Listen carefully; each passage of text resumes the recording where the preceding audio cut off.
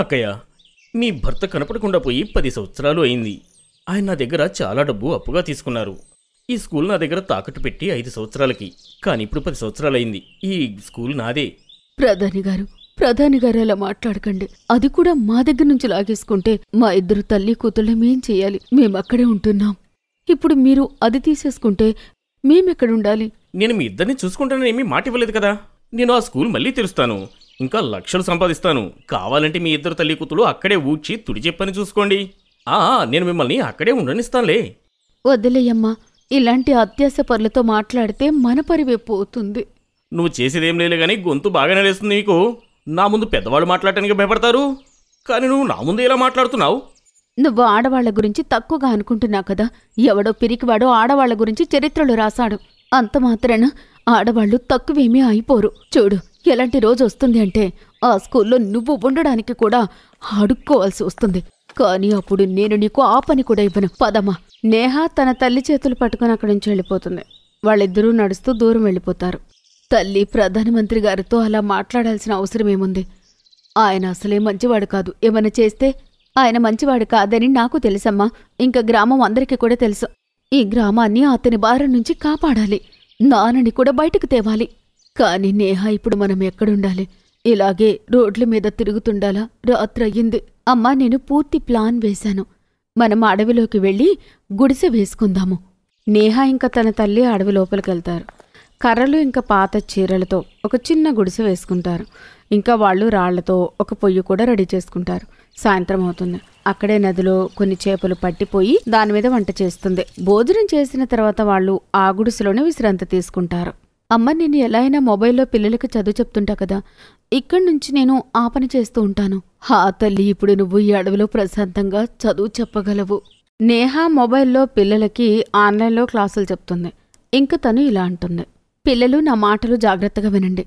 మీరు నా స్టూడెంట్స్ మాత్రమే కాదు, మీరు నా సైన్యం. ఇప్పుడు నేను ఈ అడవిలో ఉంటున్నాను. పిల్లలందరికీ ఫ్రీగా చదువు చెప్తాను. ఈ వీడియో మీరు ఎంతమందికి వీలైతే అంతమందికి షేర్ చేయండి. ఈ అడవిలో హాయిగా చల్లగా పచ్చదనం ఉంటుంది. ఎవరైతే ఫీజు కట్టలేకపోతారో వాళ్ళందరూ హాయిగా నా దగ్గరకు వచ్చి ఫ్రీగా చదువు చెప్పించుకోవచ్చు. మేడం, ఇది చాలా మంచి ఐడియా. నా ఇంటి దగ్గర చాలా మంది పేదవాళ్ళున్నారు. వాళ్ళు చదువుకోవాలని అనుకుంటున్నారు. నేను రేపే వస్తాను వాళ్ళందర్నీ తీసుకొని. సరే సావిత్రి, నువ్వు రేపు వాళ్ళని తీసుకునిరా. నేను ఎదురు చూస్తుంటాను. ఇంకా చదువుకోవడం మొదలు పెడదాము. ఔరంగజేబ్ గురించి తెలుసుకుందాం ఇవాళ. పిల్లల్ని చదివించిన తర్వాత నేహ కొన్ని కర్రలు జమ చేసి వాటిని కాలుస్తుంది. ఆ వచ్చిన బూడిదతో తను ఒక బ్లాక్ బోర్డు రెడీ చేస్తుంది. ఉదయం వరకు అది ఎండిపోతుంది. ఆ తర్వాత తను బయటకు వెళ్లి చాక్పీస్ తీసుకుని వస్తుంది. తల్లి, నువ్వు బాగా క్లాస్ రూమ్ రెడీ చేశావు, శుభ్రంగా కూడా. ఇంకా ఈ బ్లాక్ బోర్డ్ అయితే నిజంగా మన స్కూల్లో ఉన్న బ్లాక్ బోర్డ్ లాగే ఉంది. చాలా బాగుంది. అమ్మా, నేను ప్రిన్సిపల్ బిడ్డని, ఆ మాత్రం చేయలేనా ఏంటి? మరుసటి రోజు తన స్టూడెంట్ సావిత్రి తన ఇంటి దగ్గర ఉన్న పేద పిల్లల్ని తీసుకుని నేహ దగ్గరకు వస్తుంది. నేహ ఫోన్లో లైవ్లో ఉంటూ ఫ్రీగా పిల్లల్ని చదివిస్తూ ఉంటుంది. కొన్ని నెలల తర్వాత దేశంలో అందరికీ తెలుస్తుంది నేహ అడవిలో పిల్లలకి ఫ్రీగా చదువు చెప్తుందని. ఫోన్లో వ్యూస్ బాగా రావడంతో తను బాగా డబ్బులు కూడా సంపాదిస్తుంది. ఒకరోజు తన దగ్గరికి ఒక పెద్ద బిజినెస్ మ్యాన్ వస్తాడు. నేహ గారు, మీరు చాలా మందికి ప్రేరణ. మీరు ఉండడానికి ఇల్లు లేకపోయినా కూడా ఈ అడవిలో నుండి చాలా మంది పిల్లలకి ఫ్రీగా చదువు చెప్తున్నారు. నేను మీతో కలిసి ఒక పెద్ద స్కూల్ తెరవాలి అనుకుంటున్నాను. ఇన్వెస్ట్మెంట్ మొత్తం నాదే. మీరు ఫేమస్ అయ్యారు కాబట్టి లాభం ఇద్దరం తీసుకుందాం. ఆదిత్య గారు, మీకు నా గురించి తెలిసుండదనుకుంటా. మీలాగే మా నాన్నగారికి పెద్ద స్కూల్ ఉంది. ఆ తర్వాత నేహ తనకు జరిగిన విషయం అంతా ఆదిత్యకి చెప్తుంది. ఆదిత్య ఇంకా నేహ కలిసి ఒక ప్లాన్ వేసుకుంటారు. మరుసటి రోజు ఆదిత్య తన రోల్స్ రాయ్స్ కారు తీసుకుని ప్రధాని ఇంటి ముందుకు వెళ్తాడు. మీరు చూడటానికి పెద్ద మనిషిలో ఉన్నారు. మీరెవరో నేను తెలుసుకోవచ్చా? నేను లండన్ నుంచి వచ్చాను. ఇక్కడ ఫ్యాక్టరీ తేవాలి అనుకుంటున్నాను. నాకు మీ పర్మిషన్ ఇంకా చోటు కూడా కావాలి. మేనేజర్, ఇతనికి 2 కోట్లు ఇచ్చి దానిపై సంతకం చేయించుకో. 2 కోట్ల డబ్బులు చూసిన వెంటనే ప్రధానికి అత్యాశ పుడుతుంది. అతను ఏమీ ఆలోచించకుండా సంతకం పెట్టేస్తాడు. మరుసటి రోజు ఆదిత్యతో కలిసి తన స్కూల్ దగ్గరకు వస్తుంది. ప్రధాని కూడా అక్కడే ఉంటాడు. ప్రధాని, ఇప్పుడు నేనంటే ఏంటో ఈ ప్రపంచం మొత్తానికి తెలుసు. వాళ్లకన్నా ముందు నీకు కూడా తెలుసు. ఇదే గ్రామాన్ని వదిలిపెట్టి వెళ్ళిపో. ఎందుకంటే ఈ స్కూల్లో హవేలీ ఇంకా నీ ఆస్తి మొత్తం నువ్వే నా పేరు మీద రాసేశావు. అంటే దాని అర్థం మీరు నన్ను మోసం చేశారా? మోసగాడికి మోసం చేయకపోతే మంగళహారతి ఇస్తారా ఏంటి? నోరు మూసుకొని ఇక్కడి నుంచి వెళ్ళిపో, లేకపోతే నేను అందర్నీ ఇక్కడికి పిలవాల్సి ఉంటుంది. ఇంకా ప్రధాని ఏమీ చేయలేక ఆ ఊరు వదిలిపెట్టి వెళ్ళిపోతాడు. ఆ స్కూల్ ఇంకా చుట్టుపక్కల పొలమంతా కూడా నేహా పేరు మీద రాసి పెడతారు. ఆ రోజు సాయంత్రం అవుతుంది. నేహా ఇంకా తన తల్లి ఆదిత్యతో కలిసి స్కూల్ లోపలికొస్తారు. వాళ్ళు లోపలికి వచ్చిన వెంటనే ఆ స్కూల్ మొత్తం బంగారంలా మారిపోతుంది. ఇంకా అక్కడ ఉన్న బెంచులన్నీ వెండిగా మారిపోతాయి. నేహ గారు, ఇదెంత అద్భుతం! స్కూల్ మొత్తం బంగారం అయింది. ఇంతలో అక్కడ నేహా వాళ్ళ తండ్రి ఆత్మ ప్రత్యక్షమవుతుంది. నేహా, మమత, ఇవాళ మీరిద్దరూ కలిసి నా పగ తీర్చారు. ఈ ప్రధాని నన్ను ఈ స్కూల్లో ఉన్న అండర్ గ్రౌండ్లో పేర్తి పెట్టేశాడు. ఎందుకంటే తను మీ దగ్గర నుండి ఈ స్కూల్ని లాక్కోవాలి అనుకున్నాడు. కాబట్టి నన్ను నేను కాపాడుకోవటానికి చాలా ప్రయత్నించాను, బయటపడలేకపోయాను. కానీ ఇప్పుడు నాకు శాంతి దొరికింది. మీరు అలా మమ్మల్ని వదిలిపెట్టి వెళ్ళొద్దు నాన్న. మీరు భగవంతుడికి చెప్పి మీరు మళ్ళీ మా దగ్గరికి రండి. నేనిదంతా మీకోసం చేశా. నేను భగవంతుడి దగ్గర చాలా ప్రార్థన చేశాను, కానీ ఆయన నా మాటలు వినలేదు. దానికి బదులుగా ఆయన మన స్కూల్ని బంగారం ఇంకా వెండిలాగా మార్చేశాడు. ఇప్పుడు ఈ స్కూల్ని చూడటానికి విదేశాల నుండి అందరూ వస్తారు. ఈ స్కూల్ చూడటానికి నువ్వు అందరి దగ్గర లక్షల రూపాయలు ఛార్జ్ చేయొచ్చు. మీ మైండ్ ఎలాగూ బిజినెస్ మైండ్ కాబట్టి ఇక నేను చెప్పాల్సింది ఏమీ లేదు. అలా చెప్పి అతను ఆత్మ అక్కడి నుంచి వెళ్ళిపోతుంది. స్నేహ కూడా తన తల్లితో కలిసి చాలా ఆనందంగా ఉంటుంది. ఆదిత్య కూడా ఆ బంగారం వెండి స్కూల్ పక్కనే ఇంకొక స్కూల్ కూడా తెరుస్తాడు. నేహా, నేను పెద్ద బిజినెస్ మ్యాన్నే, కానీ ముందు వెనకాల నాకు ఎవరూ లేరు. నేను కూడా నాకు ఒక కుటుంబం కావాలి అనుకుంటున్నాను. నీకన్నా మంచి అమ్మాయి నాకు దొరకదు. నన్ను పెళ్లి చేసుకుంటావా? ఆదిత్య, నాకు కూడా నీ నేచర్ ఇంకా నువ్వంటే ఇష్టం. కానీ నువ్వు మా అమ్మని అడగాల్సి ఉంటుంది. అమ్మ మీ మాటలు మొత్తం వినేసింది. మీ ఇద్దరు పెళ్లి చేసుకోవాలని నేను అనుకుంటూనే ఉన్నాను. మీ ఇద్దరి జంట చూడముచ్చటిగా ఉంటుంది. రేపే పంతులు గారిని పిలిచి నేను ముహూర్తం పెట్టిస్తా. మరుసటి రోజు స్నేహ పంతులు గారిని పిలుస్తుంది. పంతులు గారు వాళ్ళిద్దరి జాతకం చూసి, మీరిద్దరూ ఎప్పుడో పెళ్లి చేసుకుని ఉండాల్సింది. మీరు వచ్చే 3 రోజుల్లో పెళ్లి చేసుకోకపోతే మరలా మీకు 10 నెలల వరకు మంచి ముహూర్తం అనేదే లేదు. పంతులు గారు, మీరు కంగారు పడకండి, మేము ఎల్లుండే పెళ్లి చేసుకుంటాము. ఆ తర్వాత 2 రోజులకి నేహ ఆదిత్యను పెళ్లి చేసుకుని అదే గ్రామంలో ఆనందంగా ఉంటుంది.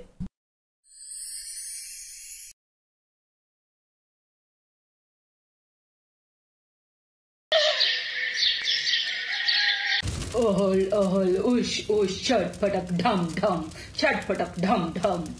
ఇదిగో ఈ మంత్రించిన గుడ్డ తీసుకో. కానీ మా ఇది నలుపు నల్లగా ఉంది. మరి నల్ల మాయ చేశానే నేను దీని మీద. మరి గుడ్డ రంగు నలుపు కాకుండా ఏమవుతుంది? మూర్ఖురాలా! అరే అరే వదిలేయండి, ఏం తెలియంది పాపం తను. ఇవ్వండి, అవి నాకు ఇలా ఇవ్వండి. ఈ గుడ్డతో అయితే మా పని పూర్తవుతుంది కదా మాయా. ఈ మాయా మంత్రశక్తుల మీదే అనుమానమైతే దాన్ని నాకు తిరిగి ఇచ్చేవే. లేదు లేదు, నాకు మీపై పూర్తి విశ్వాసం ఉంది. సరే, మేము ఇంకా వెళ్తాము. జై హో మాయా మాయికి జై హో.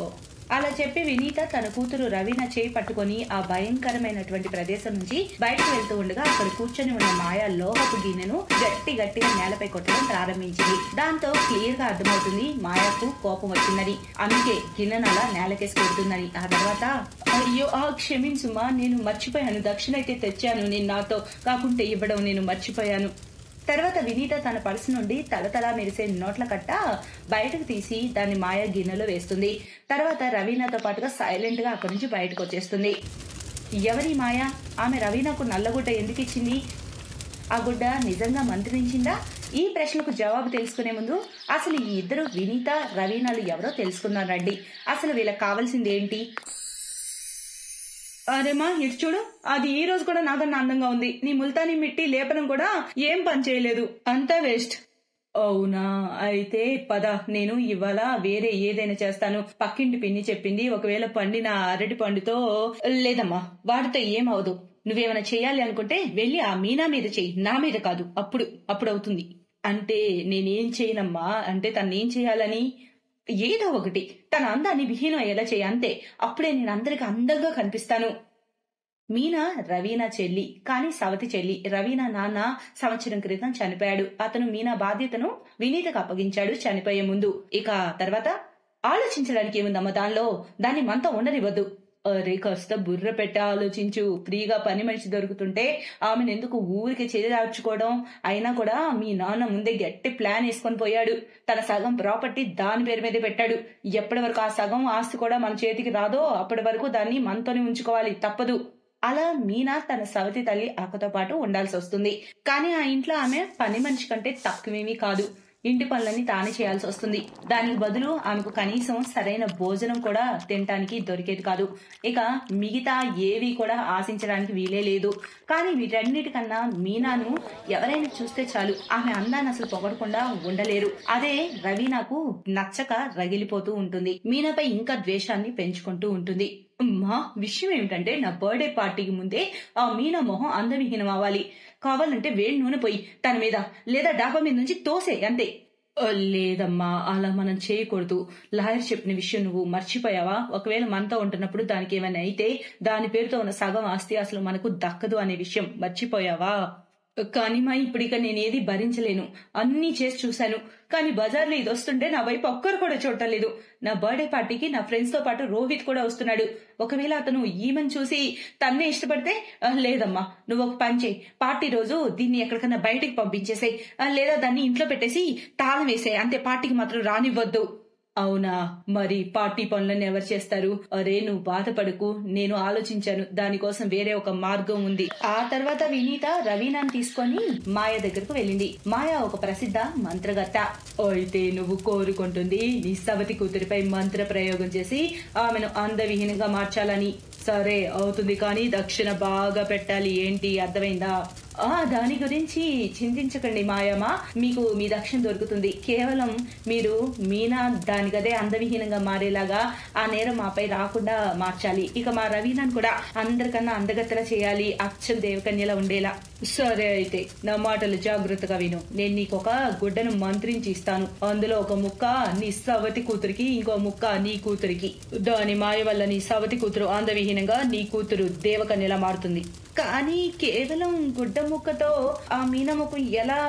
గుడ్డతో కలిసినా ఏదో ఒకటి మీ ఇద్దరు అక్క చెల్లెలు కట్టుకోవాల్సి ఉంటుంది అంతే. తరువాత మీరు కోరుకున్నది అదే అవుతుంది.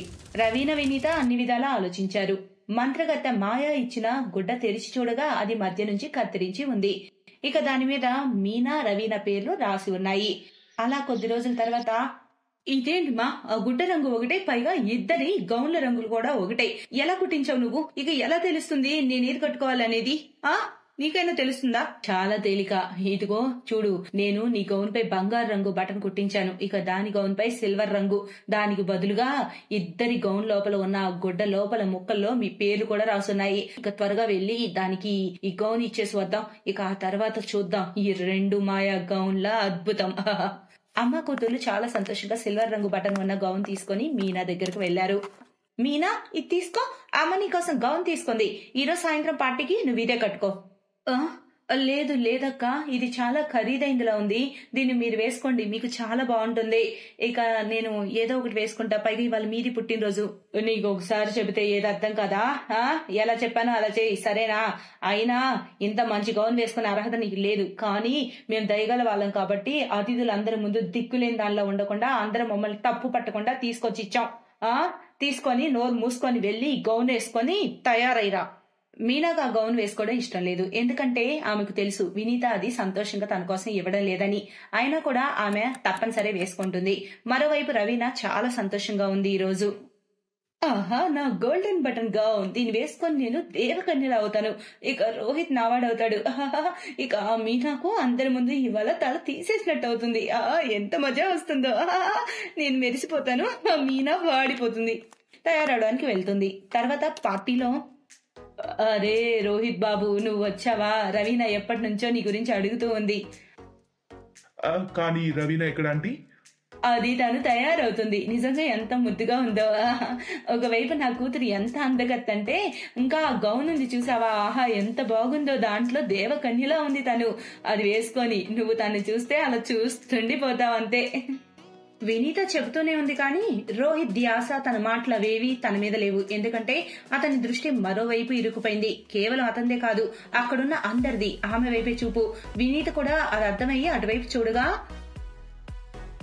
ఊరి దేవుడా, ఇదేంటి ఇంత అందంగా ఉంది అంత ముందు కన్నా? కానీ ఇది ఎలా అయింది? అసలేం జరుగుతుంది ఇక్కడ? ఆంటీ, ఎవరీమె? ఇంత అందమైన అమ్మాయిని నేను ఇంతవరకు చూడలేదు. అరే అరే, అంత అందగత్తేం కాదు. నువ్వు రవి నన్ను చూడలేదు కదా, అందుకే అలా అంటున్నావు. అయినా ఇది మా ఇంటి పని మనిషి, పెద్ద గొప్పదేం కాదు. నువ్వు ఇక్కడే ఉండు, నేను వెళ్ళి రవీనాని తీసుకొస్తాను. దాని తర్వాత వినీత పరిగెత్తుకుంటూ రవీనా గదికి వెళ్ళింది. సామాన్లన్నీ చిందరవందరగా పడున్నాయి. రవీనా, ఏమైంది? నువ్వెందుకు ఏడుస్తున్నావు? రవీనా తన తల పైకెత్తగానే వినీత భయంతో కేక పెట్టింది. రవీనా ముఖంపై పెద్ద పెద్ద వెంట్రుకలు వచ్చాయి. అలాగే చర్మం కూడా కాలినట్టుగా మారిపోయింది. ఇక్కడ వాళ్ళ ప్లాన్ వాళ్ళకే బోల్తా కొట్టి రివర్స్ అయినట్టుగా ఉంది. కానీ ఇది ఎలా జరిగిందమ్మా? ఎలా జరిగిందా? నీ టైలర్ తప్పుగా క్లాత్ పై బటన్ రాంగ్ వేశాడు. ఇదిగో చూడు, ఈ గౌను గుడ్డ మీద మీనా పేరు రాసింది. దాన్ని నువ్వు నాకు వేసుకొని ఎందుకు ఇచ్చావు? ఎవరో సరిగ్గా చెప్పారు, ఎవరు చేసిన కర్మ వాళ్ళు అనుభవించక తప్పదు అని. ఇక రవీనాకు తన కర్మకు తగ్గ శిక్ష పడింది. తన బర్త్డే పార్టీ నాడు తానే ఎవరికి ముఖం చూపించుకోలేనంతగా. Best buddies. హలో ఫ్రెండ్స్, ఈ వీడియో చూసినందుకు మీకు ధన్యవాదాలు. ఒకవేళ మీకు ఈ వీడియో నచ్చినట్లయితే దయచేసి లైక్ చేసి సబ్స్క్రైబ్ చేయండి మరియు ఈ వీడియోపై కామెంట్ చేయండి. ఇంకో విషయం, షేర్ చేయడం మర్చిపోకండి. ఇలాంటి మరిన్ని వీడియోలు మీరు చూడాలనుకుంటే కిందనే ఉన్న బెల్ బటన్ని నొక్కండి. చూస్తూనే ఉండండి బెస్ట్ బడీస్.